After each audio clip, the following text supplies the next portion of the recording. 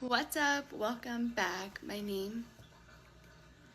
And today we're going to be learning about why closed captions are really important even if you don't have a deaf person in your room or just anywhere you need closed captions. So specifically, first of all, closed captions are beneficial for hearing people as well. It's not just for deaf or hard of hearing people. Some people who don't even know English, if that's the language that we're putting closed captions in, or the program that you're watching, or if it's just a live thing and you can do closed captions. Accents are really hard to understand, even if you're a native, whatever language speaker. And for me, it just helps, I know I heard it, and to process it and read it is really beneficial.